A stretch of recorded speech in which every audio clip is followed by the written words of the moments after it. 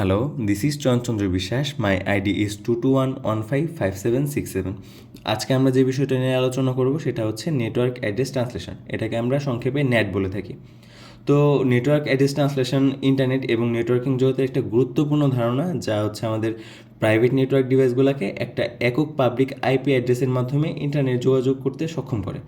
এটা বিশেষ করে হচ্ছে বাড়ি বা ছোট ব্যবসায়িক নেটওয়ার্কের জন্য হচ্ছে অপরিহার্য। আবার নেট শুধু ডিভাইসগুলোকে ইন্টারনেট ব্যবহারের অনুমতি দেয় না, এটা হচ্ছে নিরাপত্তা বৃদ্ধির সাথে হচ্ছে আইপি অ্যাড্রেস ব্যবহারকে আরও কার্যকর করার জন্য সাহায্য করে থাকে। আচ্ছা, এরপর হচ্ছে হোয়াট ইজ নেট। নেট হচ্ছে মূলত একটা ট্রান্সলেশন পদ্ধতি, যেটা হচ্ছে আমাদের প্রাইভেট নেটওয়ার্কের মধ্যে ব্যবহৃত আইপি অ্যাড্রেসগুলোকে পাবলিক আইপি অ্যাড্রেসে পরিবর্তন করে।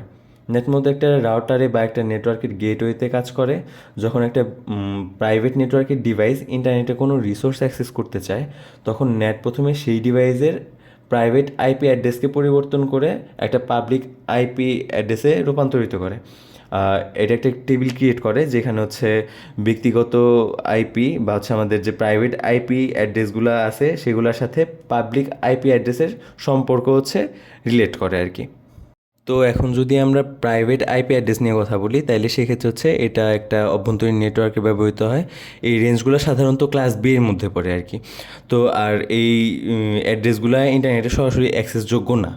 এরপর যদি আমরা বলি পাবলিক আইপি অ্যাড্রেস নিয়ে কথা বলি, তাহলে হচ্ছে এটা একটা ইউনিক অ্যাড্রেস, যেটা হচ্ছে ইন্টারনেটে কোনো ডিভাইস বা নেটওয়ার্ককে শনাক্ত করে। আবার হচ্ছে এই আইপিগুলো হচ্ছে ইন্টারনেট সার্ভিস প্রোভাইডারদের দ্বারা হচ্ছে সরবরাহ করা হয়।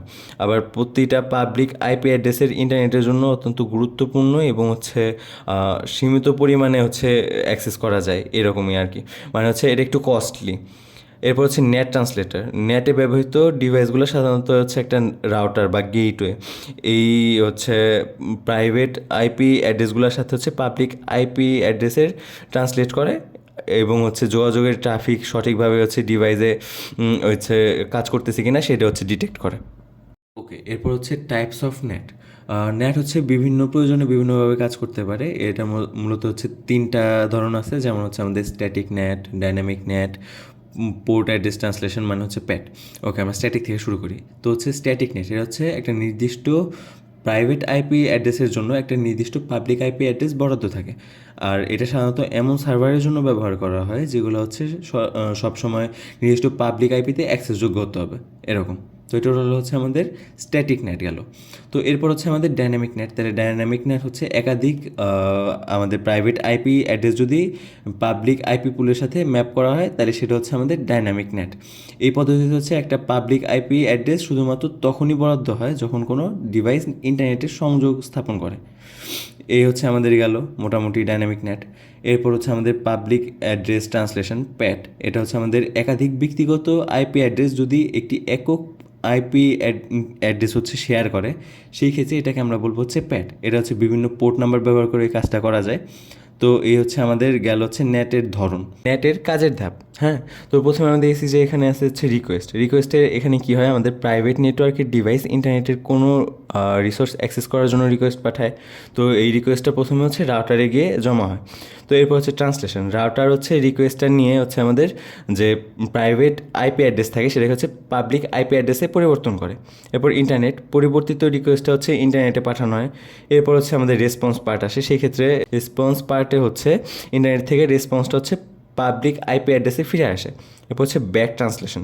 এই ক্ষেত্রে হচ্ছে নেট ট্রান্সলেটর রেসপন্সটি হচ্ছে ব্যক্তিগত যে আইপি অ্যাড্রেসটা থাকে, মানে আমাদের যে প্রাইভেট আইপি অ্যাড্রেসটা থাকে সেটা পরিবর্তন করেছে সঠিক ডিভাইস হচ্ছে পৌঁছায় দেয়।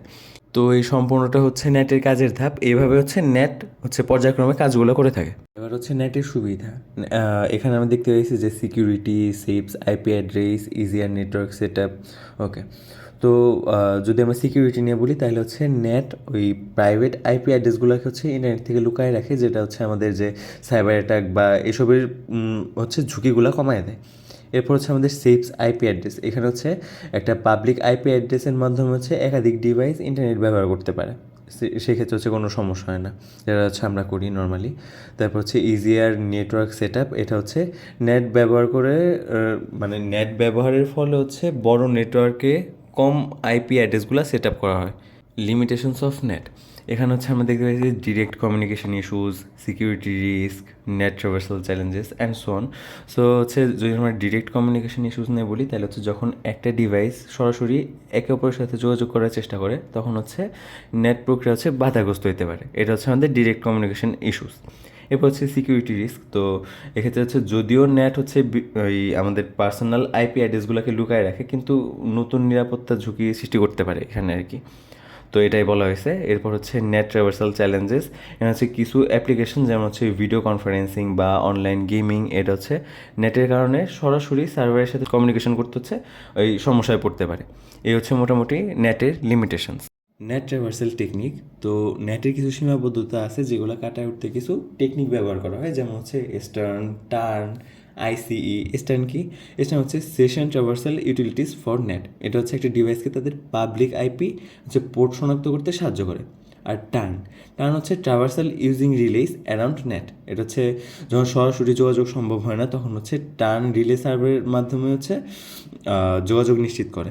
এরপর হচ্ছে আমাদের আইসিই, ইন্টারঅ্যাক্টিভ কানেক্টিভিটি এস্টাবলিশমেন্ট। এটা হচ্ছে একটা স্টার্ন এবং হচ্ছে টার্নের সমন্বয়ে তৈরি হচ্ছে আইসিই। এটি প্রথমে সরাসরি হচ্ছে যোগাযোগের চেষ্টা করে, যদি সম্ভব না হয় সেক্ষেত্রে হচ্ছে টার্ন ব্যবহার করে যোগাযোগ স্থাপন করে। এই হচ্ছে আমাদের আজকের আলোচনা। যদি আমি আজকে আমাদের সম্পূর্ণ আলোচনাটার সামারি করি, তাহলে সেটা এরকম দাঁড়ায় যে নেট একটা কার্যকরী পদ্ধতি যেটা আমাদের প্রাইভেট নেটওয়ার্কের ডিভাইসগুলোকে ইন্টারনেট ব্যবহার করতে দেয়, সাথে হচ্ছে নিরাপত্তা বৃদ্ধি করে। কিন্তু হচ্ছে এর কিছু সীমাবদ্ধতা আছে, যেটা হচ্ছে নির্দিষ্ট পরিস্থিতিতে হচ্ছে সমস্যা সৃষ্টি করতে পারে। বাট আমরা যদি নেটের সঠিক ব্যবহার করতে পারি, তাহলে এটা আমাদের নেটওয়ার্কিংয়ের দক্ষতা এবং নিরাপত্তা দুইটাই হচ্ছে নিশ্চিত করে। তো আমাদের আজকের আলোচনা এ পর্যন্তই। এতক্ষণ সময় নিয়ে ধৈর্য ধরে ভিডিওটা দেখার জন্য ধন্যবাদ। সকলে ভালো থাকবেন, সুস্থ থাকবেন। আজকের মতো এখানেই বিদায় নিচ্ছি।